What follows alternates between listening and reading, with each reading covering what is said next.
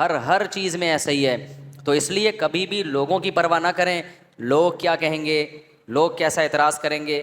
آپ اگر سمجھتے ہو کہ یہ حق بات ہے اور بیان کرنے سے حق پرستوں کو فائدہ ہوگا، پھر لوگوں کے خوف سے خاموشی اختیار کرنا جائز نہیں ہے.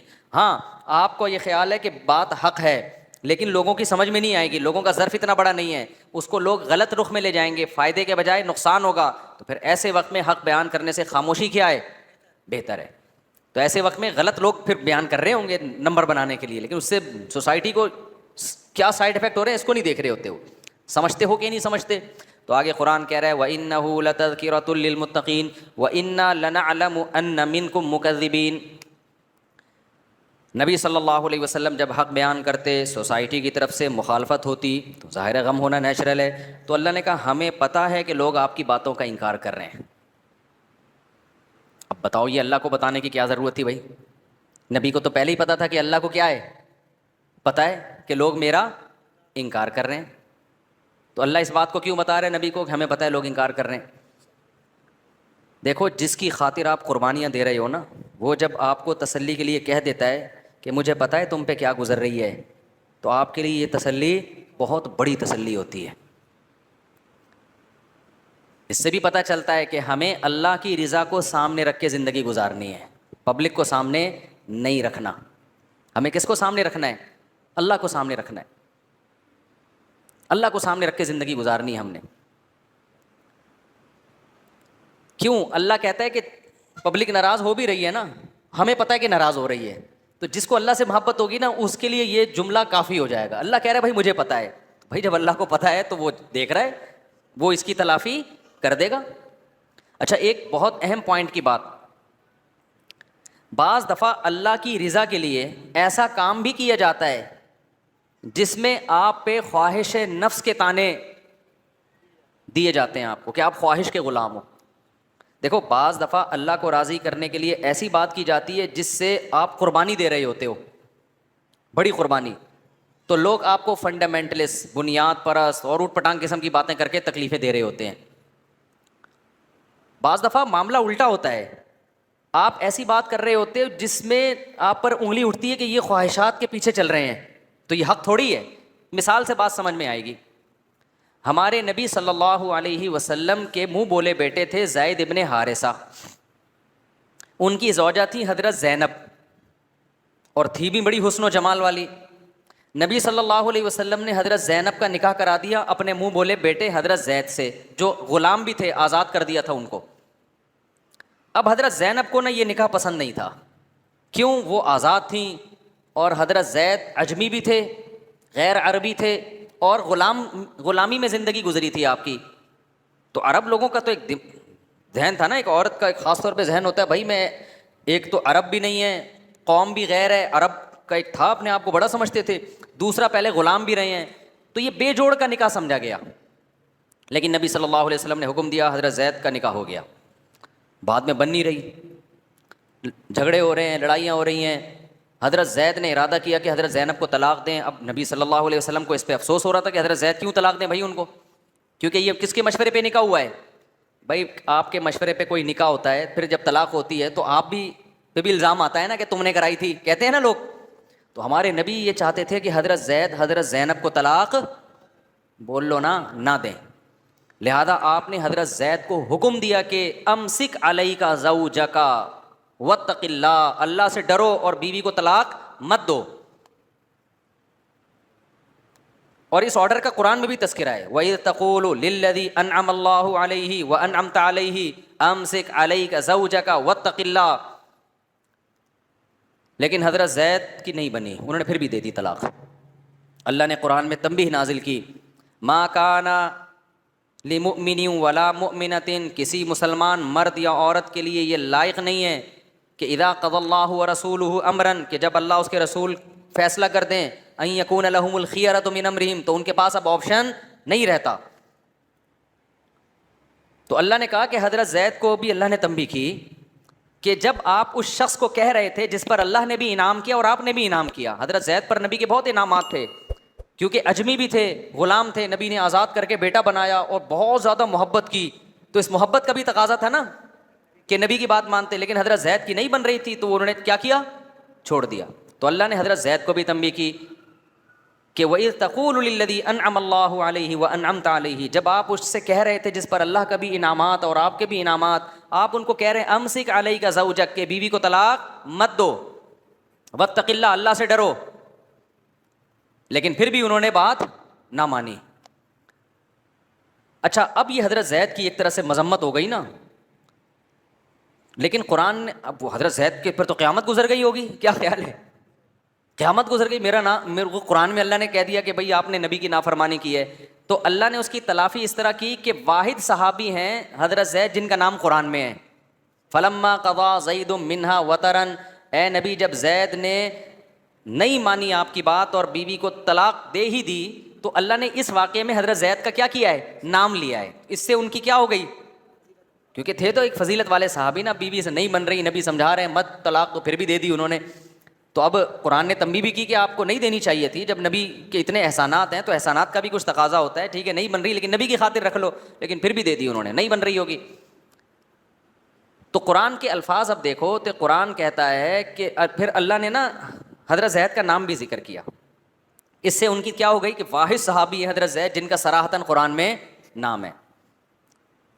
یہاں اب علمی نقطے میرے دماغ میں آتے رہتے ہیں نا, اس سے یہ بھی پتہ چلتا ہے میرے بھائی کہ بے جوڑ کا نکاح فقہا نے یہیں سے استدلال کیا ہے کہ بعض دفعہ یہ ہوتا ہے کہ بے جوڑ نکاح میں پھر کیا ہو جاتی ہے, نہیں بن پاتی. بعض دفعہ یہ بھی ہوتا ہے کہ دیکھو نبی ان کو کہہ رہے ہیں کہ طلاق مت دو, پھر بھی دے دی, لیکن نبی نے پھر اس کو ایسے مسئلہ نہیں بنا لیا کہ حضرت زید سے لا تعلق ہو گئے ہوں کہ میں نے منع بھی کیا تھا پھر بھی دے دی. وجہ یہ تھی کہ بھائی اب یہ طلاق کوئی اتنی بڑی چیز نہیں ہے جس کی وجہ سے ایک دوسرے کے جانی دشمن بن جائیں ہم. نہیں بن رہی ان کی زوجہ کے ساتھ, نہیں رکھا انہوں نے, تو تنبیہ تو کی ہے, لیکن پھر اللہ نے بھی ان کا نام قرآن میں ذکر کر دیا, اور نبی نے بھی بعد میں اپنے اور ان کے تعلقات کے درمیان آنچ نہیں آنے دی. تو اس سے ہمیں یہ بھی پتہ چلتا ہے کہ ان مسائل کو بہت زیادہ بڑھانا نہیں چاہیے. سمجھتے ہو کہ نہیں سمجھتے ہو, طلاق اچھی چیز نہیں ہے, لیکن ہو جائے تو اب یہ نہیں کہ اس کو انا کا مسئلہ بنا کر ایک دوسرے کو ذلیل کرنا شروع کر دو. اور جو عدالتوں میں جو ہو رہا ہے, بچوں پہ آدھا ٹانگ اس کے پاس اور گردن اس کے پاس, اور بچوں کے ساتھ جو زیادتی ہو رہی ہے, اور پھر الزامات, یہ جنگلی اور جاہلوں والے معاشرے پر یہ چیزیں سوٹ کرتی ہیں. پڑھے لکھے معاشرے کے یہ مسائل نہیں ہوتے. تو ہمارے نبی نے ایسا ہی کیا بھائی, منع بھی کیا پھر بھی دے دی, تو چلو پھر بھی تعلق ان کے سوال کر لیا, اب کیا کرے بھائی. لیکن مسئلہ حضرت زینب کا یہ ہو گیا کہ حضرت زینب کا تو دل, نبی کی پھوپھی ذات بہن بھی تھیں وہ, انہوں نے نبی کے مشورے پہ شادی کی تھی. اب جب طلاق ہو گئی ہے تو ان کی تلافی کیسے ہو, سمجھ میں آ رہی ہے بات کہ نہیں آ رہی بھائی. میں اپنی مثال نہیں دوں گا, پھر لوگ کچھ اور سمجھنا شروع کر دیں گے. میری تو ویسے بھی ابھی آپ کی مثال نہیں, یہ بہت چھوٹا بچہ ہے, آپ کی مثال, وہ اس کو بہت مزہ آ رہا ہے شادی کی بات میں, قطر سے آئے. انہوں نے کسی خاتون کو مشورہ دیا کہ ان کے دوست سے شادی کر لیں. وہ خاتون کہہ رہی ہے ایکچولی میں نہیں کرنا چاہتی. انہوں نے کہا بہت اچھا دوست ہے, بہت اچھا دوست ہے. انہوں نے کرا دی اس کی شادی. بعد میں طلاق ہو گئی. وہ خاتون آئی ان کے پاس, تمہارے مشورے پہ شادی کی تھی, ہو گئی طلاق. ان کے پاس آپشن یہ ہے کہ اب تم طلاق یافتہ ہو, اب میں ہی کر لیتا ہوں آپ کے ساتھ. یہ کہو گے نا آپ, تو اگر آپ میں کوئی قابلیت ہوگی, اچھی سیلری ہوگی, اچھا مقام ہوگا, عورت اس پیشکش سے کیا ہو جائے گی, خوش, کہ چلو جی ایک جگہ طلاق ہوئی لیکن مجھے اس سے اچھا رشتہ مل گیا. ہاں اگر آپ کمتر ہوگے پھر وہ کہے گی نہیں جی کائنڈلی آپ فری ہونے کی کوشش نہ کریں. لیکن اگر آپ اس کے لیول سے بہت اونچے ہوگے تو آپ کے پاس اس کے درد کی تلافی کا اس کے علاوہ کوئی آپشن نہیں ہوگا. بھائی اب تم بے گھر ہو گئی ہو تو چلو میں پیشکش کرتا ہوں, میں نہیں کر رہی ان کی بات کر رہا ہوں, میں فرض کر کے یوں کر, میں کسی کو پیشکش نہیں کر رہا. تو اب کیا ہے, یہی ہوا جب رسول اللہ صلی اللہ علیہ وسلم, حضرت زید نے ڈیورس دے دی حضرت زینب کو. طلاق دینے کے بعد نبی کے دل میں ارادہ ہوا کہ اب میں ان سے نکاح کر لیتا ہوں تاکہ ان کی تلافی ہو جائے. اب مسئلہ یہ تھا کہ عرب لوگ منہ بولے بیٹے کو حقیقی بیٹے کی طرح سمجھتے اور اس کی بیوی کو کیا سمجھتے, بہو. آئی بات سمجھ میں؟ حالانکہ اسلام بنے ہوئے رشتوں کا قائل نہیں ہے. ایسے تو سارا نظام برباد ہو جائے گا.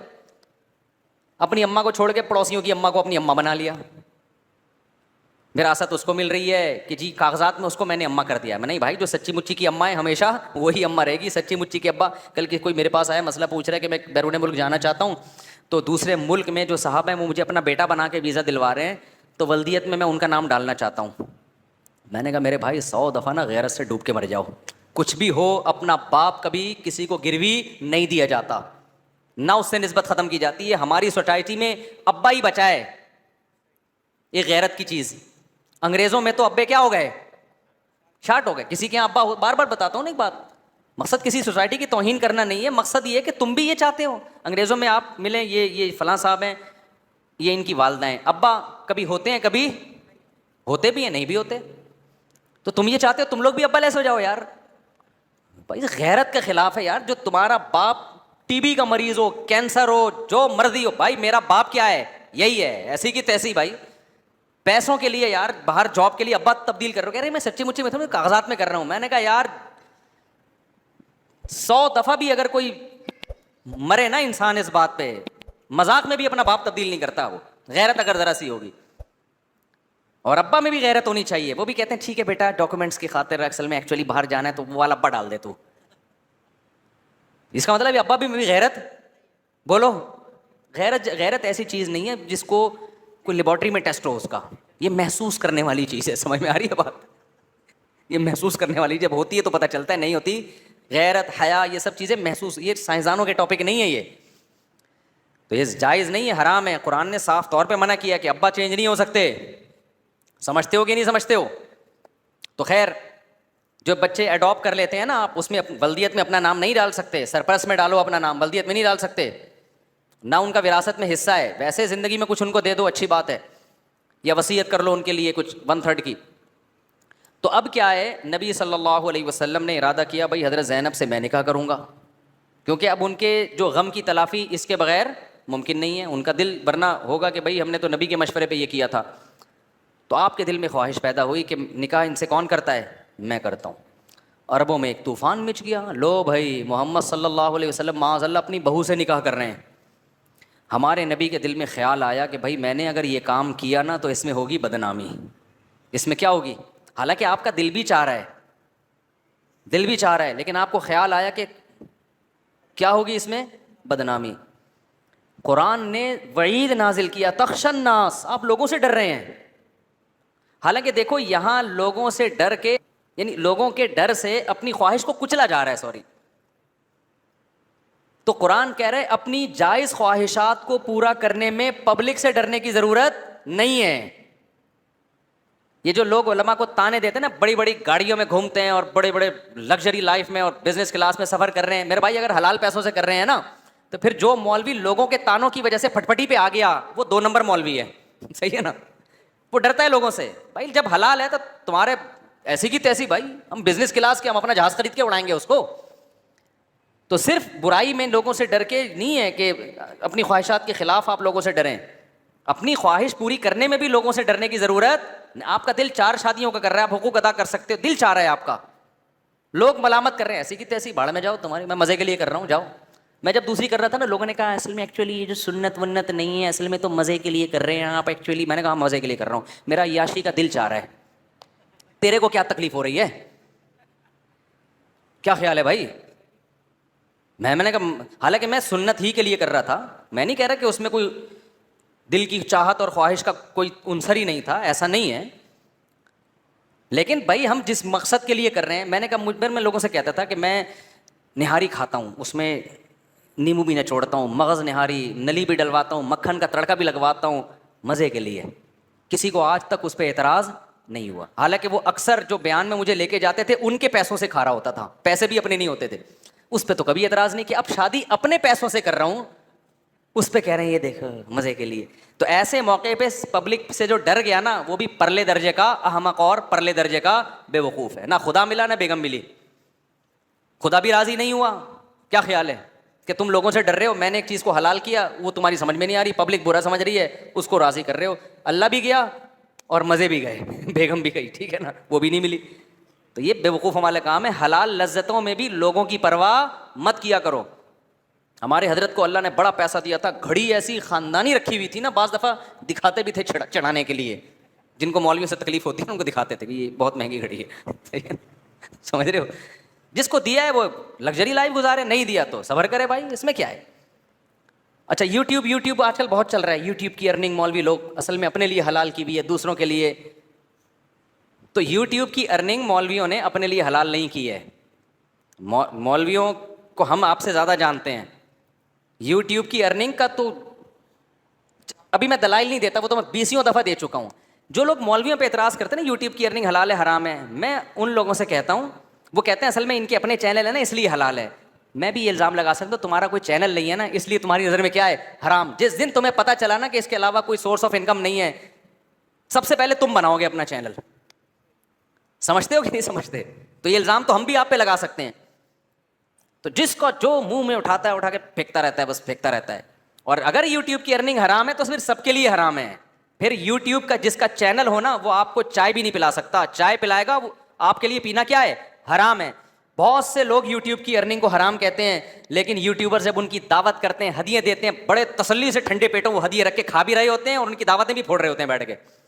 یہ تو منافقت تو آپ کر رہے ہو, ایک طرف ہو جاؤ نا. پھر میں بار بار کہتا ہوں اگر یوٹیوب کے ایڈورٹائز میں عورت آنے کی وجہ سے اس پروڈکٹ کو پروموٹ کرنے کی بھی کمیشن حرام ہے, اس لیے کہ اس میں کیا آ رہی ہے, ایڈ میں عورت آ رہی ہے, حالانکہ اس کا جو ارننگ مل رہی ہے وہ عورت کو دکھانے کی نہیں مل رہی ہے, وہ اس کمپنی کی پروڈکٹ کو پروموٹ کرنے کی مل رہی ہے. عورت کا آنا اس میں ضمن ہے جو کہ غلط ہے, ہم اس کو صحیح نہیں کہتے.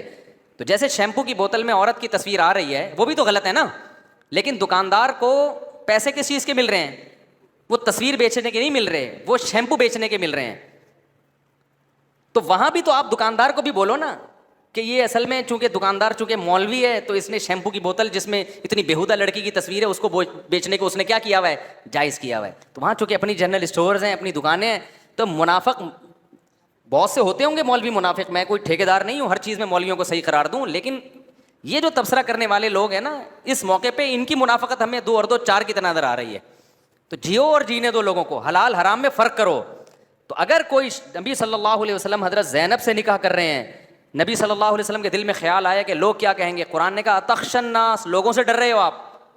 جب وہ منہ بولا بیٹا ہے, حقیقی بیٹا نہیں ہے, تو اس کی بیوی آپ کی بہو نہیں ہے, وہ نام محرم ہے آپ کے لیے. آپ کے دل میں نکاح کی خواہش ہے آپ کریں. اور پھر قرآن نے ایک کام یہ کیا کہ قرآن کہتا ہے زوجنا, کہا ہم نے آپ کا نکاح ان سے کر دیا ہے, آپشن ہی ختم کر دیا آپ کے پاس نو کا. آئی بات سمجھ میں نہیں؟ یہ بات میرا خیال ہے یہی وجہ ہے کہ حضرت زینب واحد زوجہ ہیں جن کا نکاح آسمانوں پہ ہوا ہے. تو نبی نے آپ کا نکاح, اللہ نے آپ کا نکاح پڑھا دیا, زوجنا کا, اللہ نے کہا ہم نے آپ کا نکاح کر دیا, یہ آپ کی زوجہ ہیں. تو نبی کے پہ کیسی ٹینشن ہوئی کہ عرب نے کہا اچھا لو بھائی اپنے لیے مسئلہ ہی کیا کر دیا, چینج کر دیا, معاذ اللہ, یہ الزامات لگے. لیکن قرآن نے کہا کہ اتخشى الناس واللہ احق ان تخشاہ, آپ لوگوں سے مت ڈریں. کس سے ڈریں؟ اللہ سے. اس میں ہمیں یہ بھی بتا دیا گیا کہ بھائی اگر آپ کی کوئی جائز خواہش ہے نا اور آپ پوری کرنا چاہتے ہو تو اس میں بھی لوگوں کے خوف سے اس جائز خواہش سے پیچھے مت ہٹو. لوگ تو باتیں بناتے رہیں گے کہ مولوی ریووں میں گھوم رہا ہے, مولوی فلان. اچھا یہ مولوی فرقہ ایسا ہے ہر کام میں کیڑے نکالنے ہیں. مولوی پھٹ پھٹی پہ گھومے گا تو لوگ کہیں گے ان کا تو کوئی لائف اسٹینڈرڈ ہی نہیں ہے, پھٹے پرانے کپڑے پہنتے ہیں اور کچھ ہے ہی نہیں بچا, ان کی بات ہم کیا سنیں, ان کو تو دنیا کا پتہ ہی نہیں ہے. وہ اچھی سواری میں گھومے گا تو دیکھو لگژری لائف ہے ان کی. جب میری ایک شادی تھی نا میں دوسری کی ترغیب دیتا تھا لیکن میرے اندر دوسری کا دم نہیں تھا, صحیح بتا دوں میں بتاتا تھا 2 کرو لیکن میں نہیں کرتا کہ میرے میں دم نہیں ہے. لوگ کہتے تھے پھر ہمیں ترغیب کیوں دیتے ہو, میں کہتا ہوں بات تو اچھی کرے نا آدمی. یہ 2002 کی بات ہے, 2003 یا 2 کی. میں کہا بات تو ہم وہی کریں گے جو ہمارے اندر دم نہیں ہے. تو پھر میں نے جب لوگوں نے کہا کہ پھر ہمیں کیوں بول رہے ہو, تانے دیتے تھے. جب میں نے کر لی, شادیوں کے علاوہ کچھ کام ہی نہیں ہے لوگوں کا, شادیوں کے علاوہ کوئی کام ہی نہیں, تو لوگوں کے منہ کسی کا باپ بھی بند نہیں کر سکتا. تو لوگوں کو مت دیکھو. اور یہی لوگ جب آپ بزنس کر کے, مولوی پیسہ نہیں کماتا نا, اگر بعض علماء بزنس کر رہے ہیں اللہ نے بڑا پیسہ دیا ان پہ بلا وجہ الزام چندے کا پیسہ ہے. بھائی اگر کوئی ثابت ہو جاتا ہے چندے کا پیسہ ہے, میں کہتا ہوں اس کو ذلیل کرو, ٹھیک ہے نا. اگر چندے کا پیسہ کھا رہا ہے نہیں ہوتا تو آپ کیسے کسی پہ, بہت سے لوگوں کے بزنس بھی ہوتے ہیں. اب بزنس کر کے اگر وہ کما رہا ہے تو اس پہ طنز کے, ان کی لائف اسٹائل دیکھو. اور بزنس کر کے نہیں کما رہا, غریب مر جاتا ہے, اس کے بچوں کے پاؤں میں پہننے کے چپل نہیں ہوتے, پھر جواب دے رہے ہوتے ہیں شادیاں کر کے ان کو بچے پیدا کرنے تو آتے ہیں, بچوں کے فیوچر کی ان کو فکر نہیں ہے. تو یہ وہ قوم ہے جو کسی صورت میں خاموش ہونے والی نہیں ہے. تو اور یہ سب کے ساتھ ہوتا ہے, جو آپ کے مخالفین ہیں انہوں نے ہر چیز میں کیڑے نکالنے. حضرت حکیم اختر صاحب رحمہ اللہ تعالیٰ فرمایا کرتے تھے, بڑی پیاری بات فرماتے تھے, آپ کو عقیدت ہے, اس میں کوئی عیب بھی ہوگا نا تو لوگ اس کو پازیٹیو وے میں لے جاتے ہیں, اور جس سے آپ کو دشمنی ہے اس میں کوئی خوبی بھی ہوگی اس کو نیگیٹو میں لے جاتے ہیں. جیسے پیر صاحب بہت گول مول سے موٹے سے ہیں نا, بہت زیادہ بھاری بھرکم ہے, تو کہتے ہیں ہمارے پیر صاحب کو اللہ نے کا خصوصی کرم ہے, اللہ کا حضرت سے, حضرت پہ اللہ کا خصوصی زادہ بسطۃ فی العلم والجسم. قرآن میں آتا ہے کہ جو جالوت تھے نا, جالوت جو بنی اسرائیل کے امیر تھے, بنی اسرائیل نے کہا ہم ان کو نہیں مانتے, تو اللہ نے کہا ان کو اللہ نے جسم اور علم میں بڑائی عطا کی ہے. تو ہمارے حضرت بھی جالوت کی طرح ہیں, اللہ نے علم بھی دیا اور ماشاء اللہ جسم بھی دیا. اور جو مخالف پارٹی کا وہ کہے گا موٹا, وہ کیا کہے گا, ابے اس کو دیکھو کھا کھا کے کیا ہو گیا ہے, موٹا ہو گیا, خواہش شہوت پرست آدمی ہے. تو جس کو عقیدت نہیں ہوتی اس نے آپ کی ہر پازیٹیو چیز میں نیگیٹیوٹی تلاش کرنی ہے, جس کو عقیدت ہوتی ہے وہ الٹی چیزوں کو بھی سیدھا لے جانے کی کوشش کرتا ہے. تو بیلنس رکھو میرے بھائی, جب تک 100% کسی چیز کے غلط ہونے کا یقین نہ ہو تو اسلام یہ کہتا ہے کہ ہم نے صحیح پر ہی اس کو معمول کرنا ہے. جب تک غلط ہونے کا یقین نہ ہو, صحیح اس کو صحیح سمجھنا ہے ہم نے 100% جب تک یقین نہ ہو کہ یہ غلط ہے. سمجھتے ہو کہ نہیں سمجھتے؟ تو قرآن کیا کہتا ہے, وَإِنَّا لَنَعْلَمُ أَنَّ مِنْكُمْ مُكَذِّبِينَ, اے نبی ہمیں یقین ہے, ہمیں پتہ ہے کہ یہ آپ کا انکار کر رہے ہیں. تو اللہ نے تسلی دے دی, تو یہ تسلی ہمارے لیے بھی ہے. ہم اللہ کو سامنے رکھ کے زندگی گزاریں, پھر اگر لوگ مخالفت کرتے ہیں تو ہمیں تسلی ہونی چاہیے بھائی جس کو خوش کرنے کے لیے کر رہے ہیں وہ ہمیں دیکھ رہا ہے. اس کی میں ایک خاندانی سی مثال دیتا ہوں. آپ کی مثال تو خاندانی نہیں ہے لیکن ایک لحاظ سے خاندانی ہے, سمجھ میں آنے کے لحاظ سے خاندانی ہے, ویسے کوئی اتنی خاندانی ہے نہیں, خاندانی لوگ یہ کام کرتے نہیں ہیں. آپ کو کسی سے عشق ہو گیا, محبوبہ سے, اب کیا ہے کہ آپ اس کی گلی کے چکر لگا رہے ہو, پبلک نے پڑھ کے کوٹ دیا آپ کو. آپ چاہ رہے ہو کہ جس کی خاطر پٹ رہا ہوں اس کو تو پتہ چلے نا. جب اس کو پتہ چلے گا کہ میرا محبوب میری خاطر پٹ رہا ہے تو اس کے دل میں محبت کے جذبات بھڑکیں گے, کچھ تو ترس آئے گا نا کہ میرا محبوب کیسے مار کھا رہا ہے, کوئی پتھر سے نہ مارے میرے دیوانے کو, بم کا زمانہ ہے اڑا دو سالے کو. ایک نے میرے خلاف کلپ بنایا کہ ممبر پہ گانے سنا رہے لوگوں کو بیٹھ کے, تو کوئی, حالانکہ گانا یوں نہیں ہے, گانا تو کسی اور انداز سے ہے. تو اب جب آپ پٹو گے آپ چاہ رہے ہو کہ اس کو پتہ چلے, اس کو پتہ نہیں ہے, ایک ایک تھپڑ آپ پہ بھاری ہوگا. یار بلا مس کالیں ہیں ساری, اس پٹنے کا کوئی فائدہ نہیں ہے, ساری مس کالیں جا رہی ہیں. لیکن آپ کو پتہ چلا جی آپ کی محبوبہ کھڑکی میں آ کے کھڑی ہو گئی ہے اور پٹتا ہوا آپ کو دیکھ رہی ہے, اور اس کو یہ بھی پتہ ہے کہ میری وجہ سے پٹ رہا ہے. ایک آپ چاہو گے کہ اور کس کس کے لگاؤ, مجھے خون نکالو یار, بلیڈنگ ہونی چاہیے. کیا خیال ہے, ایسا ہی ہوگا نا جب تک شادی نہ ہوئی ہو. شادی کے بعد معاملہ کیا ہو جائے گا, بالکل الٹا ہو جاتا ہے. تو میرے بھائی جن کو اللہ سے محبت ہے اللہ ان کو تسلی دے رہا ہے, انا لنعلم ان, اچھا وہ محبوبہ جو آپ کو دیکھ رہی ہے, آپ پٹ رہے ہو, آپ محبوبہ کو نہیں دیکھ رہے, اتنے میں آپ کے موبائل میں میسج آیا کہ میں تمہیں دیکھ رہی ہوں, میں تمہیں دیکھ رہی ہوں. آپ کا تو سارا غم ختم ہو گیا کہ نہیں ہو گیا؟ آپ تو پلٹ پلٹ کے بولو گے یار دو ادھر سے بھی لگا یار, ذرا یہ والی جگہ ابھی تک سویلنگ نہیں ہوئی ہے یہاں پہ, پھر یہاں سے پلٹو گے یار دو تھپڑ ادھر بھی لگاؤ. تو اللہ میاں قرآن میں کیا کہتے ہیں, جو لوگ اللہ کی خاطر قربانیاں دے رہے ہیں, ان کی مخالفت ہو رہی ہے, وہ حق بیان کر رہے ہیں, تو یہ اللہ کی طرف سے ان کو میسج آ رہا ہے, انا لنعلم ان منکم مکذبین, ہمیں پتہ ہے کہ لوگ تمہاری مخالفت کر رہے ہیں اور تمہیں ٹینشن دے رہے ہیں. تو یہ اصل میں اللہ کی طرف سے SMS آ رہا ہے. تو جس کو اللہ سے محبت ہوگی اور اس سچویشن میں ہوگا نا, اس کو اس آیت کی لذت محسوس ہوگی, اور جو ان حالات سے گزر نہیں رہا وہ اس آیت کو عام آیتوں کی طرح ایک آیت سمجھے گا. سمجھتے ہو کہ نہیں سمجھتے؟ اب میں جلدی سے آیت کو مکمل کر لوں. وَإِنَّا لَنَعْلَمُ أَنَّ مِنْكُمْ مُكَذِّبِينَ وَإِنَّهُ لَحَسْرَةٌ عَلَى الْكَافِرِينَ. سوال پیدا ہوتا ہے, اے اللہ ہمیں تو تسلی ہو رہی ہے, ہم برداشت بھی کر رہے ہیں, لوگوں کے طعنے بھی مل رہے ہیں, تو ہمارے ساتھ ہے, ہمیں تسلی ہو رہی ہے, لیکن یہ آدھی تسلی ہے. پوری تسلی یہ ہوتی ہے کہ دشمنوں کو سزا بھی تو ملے نا. آپ محبوبہ کی خاطر پٹ رہے ہو تو آپ کو تسلی تو ہوگی, چلو محبوبہ دیکھ رہی ہے, لیکن آپ کا یہ بھی تو دل چاہے گا کہ یہ کمبخت جو مجھے کوٹ رہے ہیں ان کو بھی تو کچھ ہونا چاہیے نا. تو اللہ نے فرمایا وَإِنَّهُ لَحَسْرَةٌ عَلَى الْكَافِرِينَ. آج جو لوگ حق کی مخالفت کر رہے ہیں تو آپ کی جو دعوت ہے کل ان کے لیے حسرت کا سبب بننے والی ہے. کل جب روز محشر ہوگا اس وقت ان کو افسوس ہوگا کہ ہم نے کتنی بہترین دعوت کو ٹھکرا دیا. تو آنے دو, یہ دنیا ایگزامینیشن ہال ہے, یہاں رزلٹ اناؤنس نہیں ہوتا, کل پلڑا آپ کے حق میں ہوگا. تبھی قرآن کہتا ہے کہ وَإِذَا مَرُّوا بِهِمْ يَتَغَامَزُونَ, جب اہل ایمان اور نیک عمل والے لوگ گزرتے ہیں تو یہ برے لوگ بھپتیاں کستے ہیں, مذاق اڑاتے ہیں. آج دیکھ لو نا لبرل طبقہ, مولوی ایسے, ٹوپیوں والے ایسے, داڑھیوں والے ایسے, ابے سب 2 نمبر ہوتے ہیں, ابے سب بھائی سب تو سارے سیاستدان سارے برے نہیں ہوتے. وَإِنَّهُ لَحَسْرَةٌ عَلَى الْكَافِرِينَ, قرآن کہتا ہے کہ جب یہ نیک لوگ اور اچھے لوگ ہیں نا تو دنیا میں ان پہ بھپتیاں کسی جاتی ہیں. یتغامزون وَإِذَا مَرُّوا بِهِمْ يَتَغَامَزُونَ وَإِذَا انقلبوا إِلَىٰ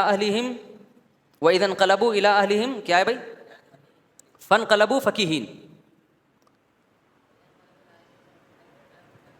زور سے بولا کرو. ہاں, وَإِذَا انقلبوا إِلَىٰ أَهْلِهِمْ انقلبوا فکہین, جب اپنے گھر والوں کی طرف جاتے ہیں اتراتے ہوئے جاتے ہیں کہ آج ہم نے یہ کیا, آج ہم نے یہ کیا. تو اللہ فرماتے ہیں فَالْيَوْمَ الَّذِينَ آمَنُوا مِنَ الْكُفَّارِ يَضْحَكُونَ, آج پانسا پلٹ چکا ہے. جو قیامت کا دن ہوگا نا, آج معاملہ الٹا ہے. آج ایمان والے نیک اعمال والے ہنسیں گے ان نافرمانوں پہ اور بولیں گے تم اس دنیا کو مسافر خانہ نہیں سمجھے, خدا کی آیتوں کا تم نے انکار کیا. بتایا جا رہا ہے کہ اللہ کا قانون یہ کہتا ہے, تم نے اس قانون کو اگنور کیا. تمہیں بتایا جاتا تھا امریکہ کا قانون یہ کہتا ہے, ایک دم کان کھڑے ہو جاتے تھے. تمہیں بتایا گیا یو کے کا قانون یہ, ایک دم تم غور سے سنتے تھے, یار کیا لا ہے. تمہیں بتایا گیا یونائٹڈ نیشن کا یہ لا ہے, ایک دم. تمہیں بتایا گیا بھائی شریعت اسلام یہ کہتا ہے, یار اسلام کیا کہتا ہے, اس کو لفٹ ہی نہیں کراتے تھے تم. ایسا ہی ہوتا ہے نا ہمارے دنیا دار طبقہ, ہم چیخ چیخ کے تھک گئے, عورتوں کو سمجھا رہے ہیں عدالت سے خلا نہیں ہوتا. کوئی سن رہا ہے ہماری بات؟ جس عورت نے خلا لینا ہوتا ہے چلی جاتی ہے عدالت سے. زیادہ تر خلا نہیں ہوتا, کل عدم. 100 میں سے 1-2 واقعات ہوتے ہیں صحیح خلا کے, زیادہ تر کل عدم ہے, کوئی سمجھ میں نہیں آ رہا. ہم عورت کو بتاتے ہیں کہ جب آپ بچے لے کے عدالت نے آپ کے حوالے بچے کر بھی دیے نا, پھر بھی باپ کا حق ہے کہ ہفتے میں 1 دن بچوں کو اپنے پاس رکھے گا. آپ بچوں کو باپ کے پاس ہفتے میں 24 گھنٹے کے لیے نہیں چھوڑتی, عذاب آئے گا قیامت کے دن. عورت کے کان میں جوں بھی بولو نہیں رینگتی, اتس سے مس نہیں ہوگی. کہ میں ایکچولی ہم پاکستانی لا کو مانتے ہیں اور پاکستان میں اسلامی قانون ہے. ہم بتا رہے ہیں یہ والا قانون اسلامی نہیں ہے, لیکن اپنے مفاد کے لیے فی الحال سب کچھ کیا ہے, اسلامی ہے.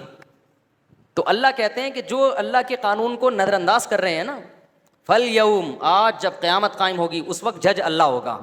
یہ مخلوق جج بولو نہیں ہوگی, اس وقت جج اللہ ہوگا. وہاں نہ کوئی پیسے کسی کو دے سکتے ہو آپ, نہ کوئی 2 نمبری ہوگی, اللہ کے کسی سے مفاد نہیں ہے. اللہ کہیں گے آج جو حق پر تھے وہ ناحق لوگوں پہ ہنسیں گے کہ کل تمہیں خدا کا قانون بتایا گیا, تم ٹس سے مس نہیں ہوئے, تم نے کتنا بڑا نقصان کر لیا. آج تم اس قابل ہو کہ تم جیسے بے وقوفوں پہ ہنسا جائے. آج ہم نے ایک حدیث پڑھی بخاری میں کہ حضرت عائشہ رضی اللہ تعالی عنہا کے پاس نا وہ صحابی آئے, ابو سلمہ ابن عبد الرحمن. ان کا زمین کا جھگڑا چل رہا تھا کسی سے. حضرت عائشہ نے ان سے فرمایا کہ اپنا حق چھوڑ دو, دے دو اس کو زمین. کیوں؟ میں نے نبی سے سنا جس نے 1 بال زمین بھی کسی کی ہتھیائی 7 زمینوں تک دھسایا جائے گا اس کو قیامت کے دن. اس کو نا زمین پہ کیا کیا جائے گا, دھستا چلا جائے گا وہ. تو کیا مطلب تمہارا اس سے جھگڑا ہے, یہ نہیں کہنی کہ اپنا حق چھوڑ دو. مقصد یہ ہے کہ ڈاؤٹ تو ہے نا, ایسا نہ ہو کہ 1 بال زمین بھی غلطی سے اس کی تمہارے پاس آ جائے. اگر 1 بال زمین بھی اس کی تھی تمہارے پاس گئی, قیامت میں تمہارا حشر نشر ہو جائے گا. یہ چھوٹا جرم نہیں ہے, تو یہ چھوڑ دو. وہ غلطی پر ہوگا نا, اللہ اس کو بہت بڑی سزا دے گا. دیکھو اصولی طور پہ تو شریعت کا مسئلہ یہی ہے کہ اپنا حق چھوڑنا نہیں چاہیے, اس سے سوسائٹی میں ظلم پھیلتا ہے. لیکن بعض دفعہ ڈاؤٹ ہوتا ہے انسان کو کہ پتہ نہیں میرا حق ہے بھی یا نہیں ہے, دیکھتا ہوں کورٹ کیا فیصلہ کرتی ہے. کورٹ کو تھوڑی پتا, کورٹ غلط فیصلہ کر دیتی ہے, اس کے پاس ثبوت پورے نہیں ہوتے, شک ہوتا ہے. زمینوں میں بہت ہوتا ہے ایسا. تو جہاں شک ہوگا وہاں چھوڑ دینا لے لینے سے بہتر ہے, کیونکہ آپ ابھی ایک پلاٹ لے رہے ہو, کل یہ بہت مہنگا پڑے گا آپ کو. اور آپ بتاؤ کہ 1 بال زمین کے بارے میں حضرت عائشہ فرما رہی ہیں کہ ڈاؤٹ ہے تو چھوڑ دو, کیونکہ یہ 1 بال زمین مہنگی پڑ جائے گی. اور ہمارے ہاں جو بلڈر ہوتے ہیں نا, پوری خربوں کی زمینیں ہڑپ کی ہوئی ہوتی ہیں لوگوں نے ان کی. اور پھر جب ان پر پینلٹیاں آتی ہیں تو اربوں اربوں روپے کی رشوتیں دے کے، اربوں اربوں روپے کی پیسے رشوتیں دے کے معاف کرائے ہوئے ہوتے ہیں انہوں نے. تو ان پہ یہ قابل ترس ہے میرے بھائی. ان کو دیکھ کے فخر نہ کیا کرو، بے اتنا بڑا بلڈر کروڑوں روپے کا مالک ہے یار، میں ابھی رکشے میں گھوم رہا ہوں. اور بھائی تیرا رکشے کا حساب آسانی سے قیامت کے دن ہو کے تو بخشا جائے گا، ٹھیک ہے نا. تو کہہ دینا اللہ میں نے رکشا اتنے میں خریدا تھا، 1.5 لاکھ قسطیں بنتی تھی، ہر مہینے 5,000 دیتا تھا، ایک دن 5 دن لیٹ ہوا تو میں نے اسے تھوڑی سوری کر لی، ٹوٹل رکشے کا یہ حساب ہے، ٹھیک ہے نا. کوئی نہ زمین میں دھسایا جائے گا، نہ کوئی اور آپ کے بیڑیاں پہنائی جائیں گی. آپ شکر ادا کرو گے آسانی سے میں بخشا گیا. اور یہ جو بڑے بڑے بلڈر جن کو دیکھ کے ہم بڑے رالے ٹپکاتے ہیں، یار اتنا بڑا پروجیکٹ چل رہا ہے یار، کروڑوں میں کھیل رہا ہے، لیکن یہ سب قابل ترس ہوں گے. اکثریت ان میں، سب تو نہیں کہہ سکتے، اکثریت قابل ترس ہوگی. آپ ترس کھاؤ گے، اللہ تیرا شکر ہے تو نے ہمیں یہ نہیں بنایا. ان میں بہت سو کے ہاتھ لوگوں کے خون سے رنگین ہو چکے ہوتے ہیں، بہت سو کی زمینوں پہ ناجائز قبضہ ہوتا ہے جو ان کو معاوضہ نہیں مل رہا ہوتا. ہم نے تو بہت دیکھے ایسے، ہمارے پاس تو مسائل آ رہے ہوتے ہیں. لوگ کہتے ہیں میں نے پلاٹ خریدا تھا، فلاں نے قبضہ کر لیا اور کاغذ بھی بنوا لیا. چائنا کٹنگ تو آپ کو پتہ ہے، چائنا کٹنگ الگ چل رہی ہے، جاپانی کٹنگ الگ چل رہی ہے، امریکی کٹنگ الگ چل رہی ہے. اتنی نام پہ کٹنگ ہو رہی ہے، جو اصل اونر ہوتا ہے وہ بیٹھا ہوا رو رہا ہوتا ہے.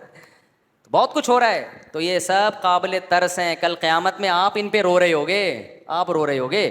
اور جس کو نالائق کو جگہ ملتی ہے نا زمین میں، ایک دم ایسے یوں آ کے پھیلنا شروع ہو جاتا ہے، 4 دیواری بڑھاتا رہتا ہے گھر کا، 1 انچ بھی جگہ نہیں چھوڑتا بندہ.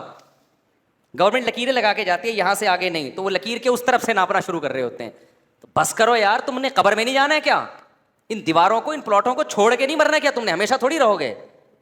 کیا ہو گیا 1 انچ اگر تھوڑا سا پیچھے گھر بنا لیا، کیا مرا جا رہا ہے یار؟ جو آدمی دنیا کو مسافر خانہ نہیں سمجھتا نا، اس سے بڑا بدماش اور ظالم دنیا میں کوئی نہیں ہے. تو یہ بڑا ظلم ہے. تو اس لیے اللہ کہتے ہیں وَإِنَّهُ لَحَسْرَةٌ عَلَى الْكَافِرِينَ. اے نبی آج یہ آپ پہ ہنس رہے ہیں، کل اہل ایمان ان پہ ہنسیں گے. جیسے قارون پہ ہنس رہے تھے نا، پہلے لوگ قارون کو دیکھ کے افسوس کر رہے تھے، یار اتنا پیسے والا، ہم غریب، یا لیت لنا مثل ما اوتی قارون، کاش ہمیں بھی کچھ پیسے مل جائیں. جب دھسا ہے نا زمین میں تو کہنے لگے اللہ تیرا بڑا فضل ہے، تو نے ہمیں اس آزمائش میں نہیں جانا. تو نبی نہیں ڈالا. نبی نے فرمایا کہ جس کو 2 وقت کی روٹی مل جائے، جسم بڑی بیماری سے محفوظ، سر چھپانے کی جگہ مل جائے، پوری دنیا کی دولت اللہ نے سمیٹ کے اس کو دے دی. تو جس کو یہ مل گیا شکر ادا کرے، اس سے زیادہ مل گیا تو غریبی ہے بھائی. پھر اس پہ طنز نہ کرے کہ گاڑی میں کیوں گھوم رہا ہے، تو جہاز میں کیوں گھوم رہا ہے، تو بزنس کلاس میں کیوں جا رہا ہے، تو فلانے میں کیوں. یہ بھی گھٹیا سوچ ہے، یہ بھی حب دنیا کی علامت ہے. جانے دو اس کو، کیونکہ میرا ابھی سفر ہے. پھر